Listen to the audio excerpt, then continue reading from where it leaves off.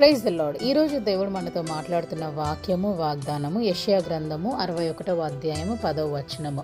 ఆయన రక్షణ వస్త్రములను నాకు ధరింపచేసి ఉన్నాడు, నీతి అను పైబట్టను నాకు ధరింపచేసి ఉన్నాడు. కాగా యెహోవాను బట్టి మహానందంతో నేను ఆనందించుచున్నాను, నా దేవుని బట్టి నా ఆత్మ ఉల్లసించుచున్నది. హల్లెలూయా. ఎవరిని బట్టి మన ఆత్మ ఉల్లసించుచున్నది? నా దేవుణ్ణి బట్టి. మన దేవుడిని బట్టి మన ఆత్మ అంట ఉల్లసిస్తూ ఉంటుందంట, సంతోషిస్తూ ఉంటుందంట.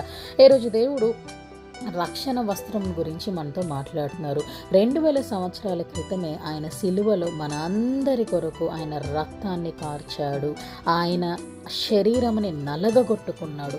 అంటే ఆయన రక్తం ద్వారా మనకు పాపము నుండి విడుదల, శాపము నుండి విడుదల, మన రక్షణ కొరకు, మనలను నీతిమంతులుగా కడుగుట కొరకు ఆయన సిలువలో ప్రేమతో మరి రక్తాన్ని కార్చాడు. అంత గొప్ప దేవుడు. అలాంటి ప్రేమ ఈరోజు మనుషుల్లో ఉందా?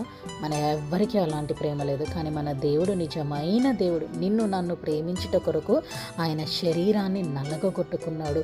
నీతి అను పైబట్టను ధరింపచేస్తున్నాడు అంట మన దేవుడు. నీతిమంతులుగా మనల్ని కడిగి వేశాడు. కానీ మనము ఎప్పుడు కూడా కొన్ని విషయాలలో శోధించబడుతూ ప్రతిరోజు కూడా మనము పడిపోతూ ఉంటాం. ఆ శోధనలను బట్టి, పాపమును బట్టి మనము ప్రతిరోజు మనము శాంటిఫై చేసుకోవాలి, పవిత్రపరుచుకుంటూ ఉండాలి.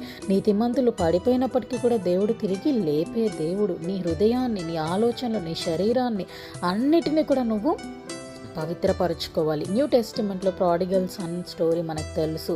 మరి కుమారుడు తప్పిపోయి వచ్చినప్పుడు రక్షణ వస్త్రంను ధరింపచేసి ఉంగరాన్ని పెడతాడంట. ఈ బయాలజికల్ పేరెంట్సే మనకి అలా చేస్తూ ఉంటే, ఒక తండ్రి కుమారుడికి అలా చేసినప్పుడు మన తండ్రి తల్లి గర్భంలో రూపించిన మన స్పిరిచువల్ ఫాదర్, మరి మనం తప్పిపోతే మనం తిరిగి వెళ్ళి దేవుడిని హత్తుకుంటే ఆయన మనకి రక్షణ వస్త్రంని ధరింపచేయడా? ఖచ్చితంగా ధరింపచేస్తాడు. మన దేవుడు. కాబట్టి ఈరోజు నువ్వు ఏదైనా విషయంలో పడిపోయి ఉన్నావేమో, రక్షణలో నువ్వు తొలగిపోయి ఉన్నావు.